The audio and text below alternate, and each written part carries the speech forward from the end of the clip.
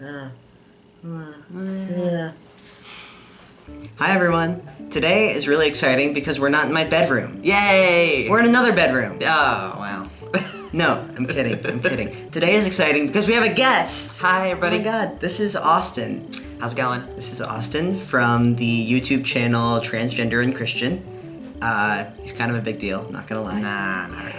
And we are in Houston for the Gay Christian Network Conference. I said that right? Yep, you did. It's been great so far, hasn't it? It's been awesome. We got to hear Broderick Greer last night, who is amazing. If you don't follow him on Twitter, you should, because he's great. And Austen is leading a workshop later today. Yeah, I am. It's gonna be fine. It's gonna be great. It's gonna be awesome. Great. Yeah, totally. We just filmed a video over at Austin's channel, so go check it out. I will post his YouTube channel in the doobly-doo down below. Nice. And yeah, go subscribe if you haven't, because he makes great videos, really informative and just theologically sound. And Try. So today we're gonna do a little question and answer. We asked you all to send us questions. We got a couple. We got one. Thank you, Walt. You're the best, buddy. You're the best. Yep. So we're gonna answer your question for you because we love you, man. We love you. So Walt's question: how have you grown closer to God throughout your transition? This question is awesome because I've had several people talk about it. It is wrapped up in another question that I got from somebody else a long time ago, which was basically like, I feel like I'm getting further away from God the more I get wrapped up in all of these issues, not in terms of like being trans and like that moving you further from God, but feeling like you get so wrapped up in like the dysphoria and the bad feelings and like people coming at you with negative ideas about being trans or whatever, that it starts to feel like it's almost distancing you from God in some way. And so I think the thing that really that helped me get closer to God as I was transitioning was letting down sort of like the barriers and the boundaries and the walls that are put up by things like dysphoria and like other people's negative ideas. So basically it wasn't in traditional Lutheran fashion. I'm Lutheran, but it's not like we get closer to God. It's always God coming closer to us. And there are things that we can like build up and that the world can build up that can get in the way of that sort of like forward close movement. And so for me, as I embraced my trans identity, as I like got more comfortable with that, as I found other people to connect with that felt the same way, basically as I helped and as I transitioned too, as I physically transitioned and like the dysphoria started to go away a little bit, that was when I started feeling closer to God, was when I started like tearing down those walls that I had built up and that other people had built up. Because a lot of, this is getting a little rambly, but like a lot of the dysphoria and the negative opinions other people have, that can come at you and you can start trying to like build up walls to protect yourself too. And like you should, like protecting yourself is good. I'm not saying that's bad, but like sometimes we can sort of like build a shell around ourselves because we just feel so beaten down, and that shell gets in the way of our relationship with God and with other people.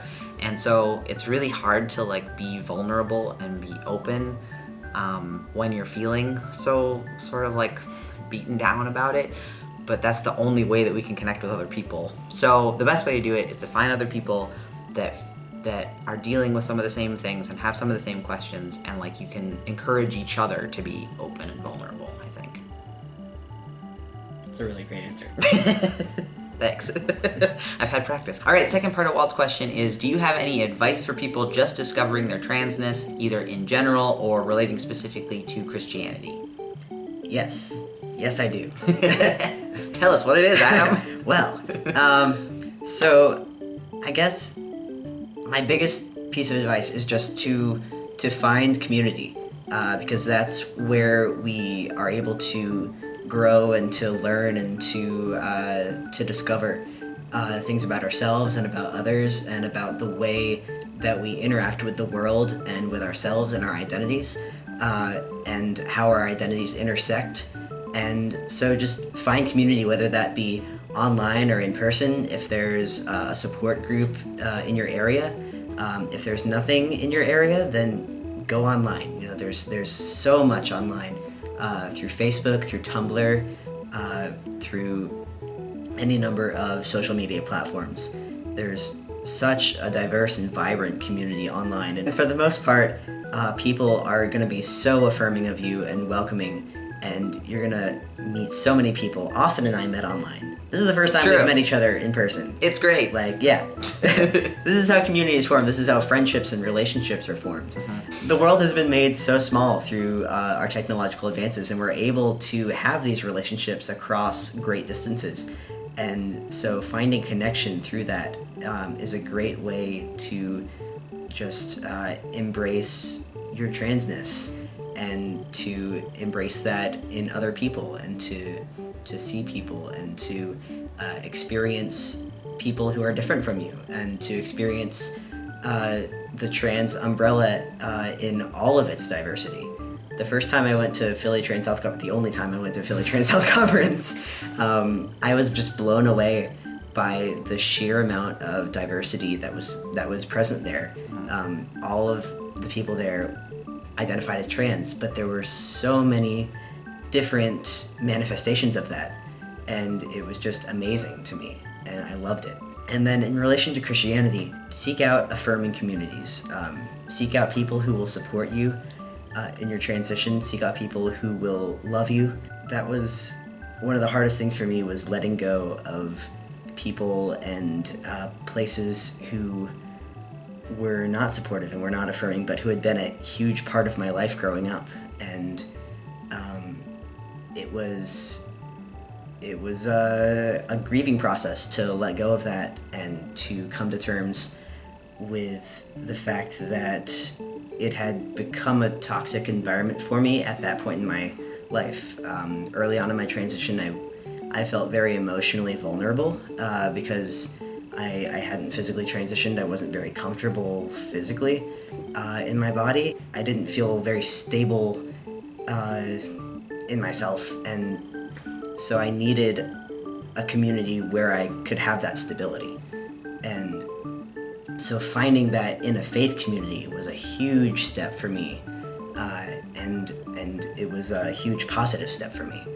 And so I would definitely encourage you to seek that out.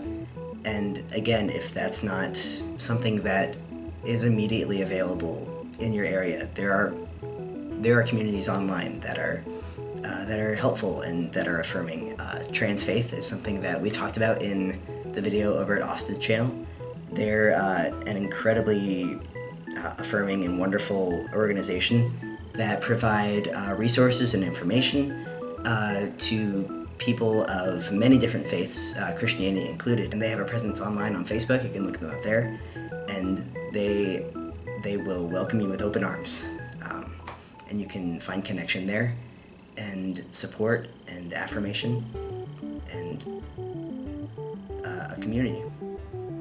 Yeah, and if you're looking to find like a church community that's near you, the one that I always point people to is Believe Out Loud's page. They have this awesome church finder where you can like pick what your denomination is, and then they'll show you a map of your state and like where the churches are, and it's super helpful. So thank you, Walt, for your question. Yay, Walt! Yay, it was really great Walt. meeting you also. Yes, wonderful. Awesome. See community. Yay. Thank you, Austen, for being in this video. Thanks for having me. I'm excited to be here. Yes. And we are going to film another video of fun things. Yes. Stay tuned for that. Okay. Bye. Bye.